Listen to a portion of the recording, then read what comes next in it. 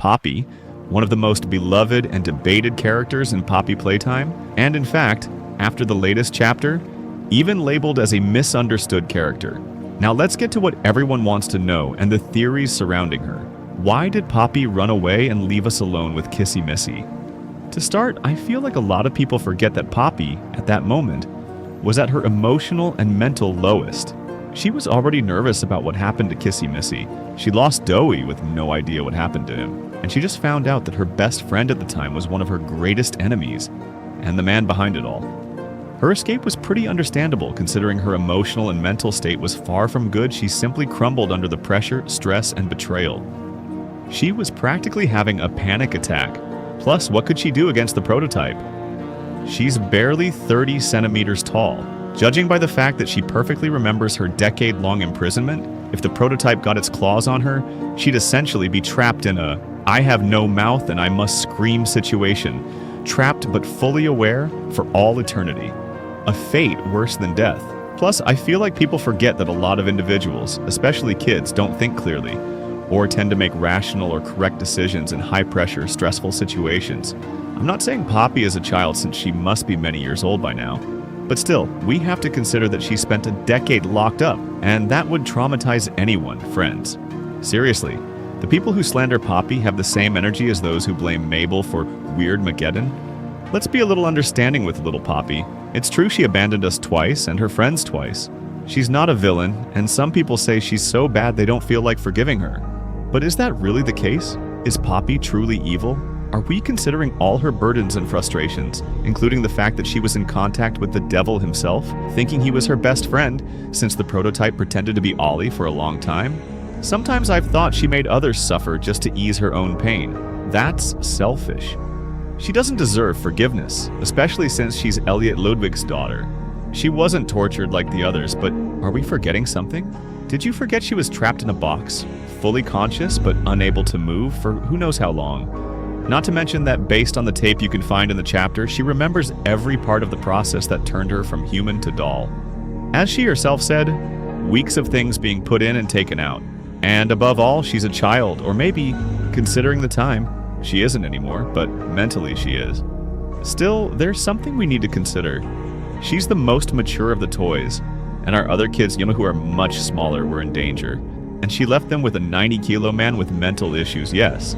I mean Dowie and 3 furious kids inside to look after many children. If you look at the paintings on the walls, you see Dowie hugging the toys. And maybe her being trapped wasn't as bad as being hungry, abandoned, and confused like the other kids. Poppy likes manipulating less intelligent people to follow her orders. Plus, she wasn't tortured like the other toys because she's Elliot Ludwig's daughter. In fact, she's very spoiled. Yes, I'll admit that, but there's something we need to consider. The other toys barely remember what happened to them.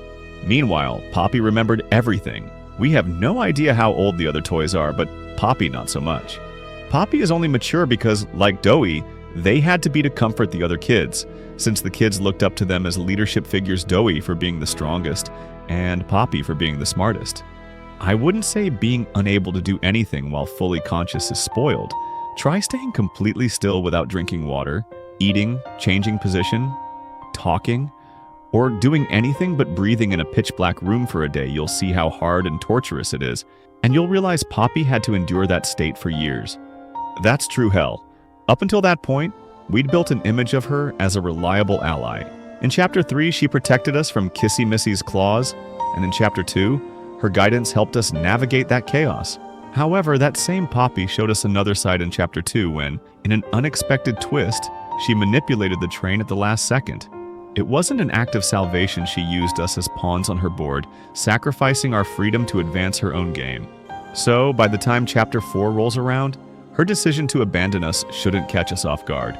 But this time, she didn't just derail us. She left us exposed to a fatal fate. Some theories claim that, although Poppy is a doll, as we know, she has real organs inside her. So, if she hadn't been fed or eaten, she wouldn't have survived any other way.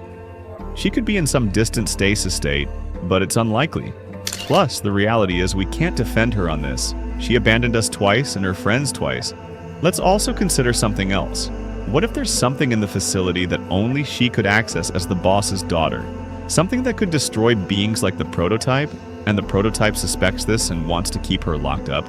All of this leads us to a deeper question. What's the prototype's goal? If one thing's certain, it's that the prototype runs an empire. At first it wanted to be free, but then it took control and runs everything, which is way better than escaping. The playtime area has been empty for years. The prototype manages everything stress-free. It literally had one opponent and locked her in a box, instead of killing her because she was clearly its accomplice. Or well, at least that's what's thought at the time, or maybe not. The employees have only been there for days and suddenly everything's gone to hell because of the hour of joy. But before that, the prototype was calm. Its only goal would be to maintain itself. And for that, it has to kill any rebels. What I don't get is if there are really living humans in the prototype's lair in the 13th layer of hell, the only explanation would be keeping them as cattle to feed and repair them. But how would they have survived for 10 years with no food? Oh wow, just thinking about it brings up more and more theories. If I keep going, I'll end up making 10,000 videos about this. But back to Poppy, there's one thing that's true beyond all the theories. From the moment we entered Safe Haven, we realized the toys no longer trust her. They made it pretty clear they didn't trust her not to run again. In any case, considering everything we've discussed, whether she's as bad as some assume is interesting, especially since she came back for Kissy at the start of Chapter 4. Still, getting back to the main point, if we're realistic, if she doesn't leave, the prototype comes down to where we were and kills us. For Poppy, our situation was clear. We were lost, trapped in a corner with no way out. The odds of surviving were so low you could count them on the fingers of a mangled hand. And she, without looking back, chose to run. But let's stop and analyze. What drove her to make that decision? Was it pure survival instinct? Or is something darker hiding in her mind? Even so, I can't even blame her for escaping. And let's not pretend we wouldn't run in a situation like that. It sucks, but that's the reality. Plus, she's like a foot tall, what the heck can she do? There's a reality we can't ignore. People crave for Poppy to be the villain. That's why the most obvious details get overlooked. I don't think anyone is really a villain. I think the prototype just wants to help everyone become human again and live normal lives. But it has limited ways to do so and has to resort to aggression. Poppy's in a cage, asleep to keep her from going wild like the others, Mommy and Huggy Wuggy. Though maybe I'm wrong because the prototype makes it clear at the end that it believes they're superior in their toy bodies.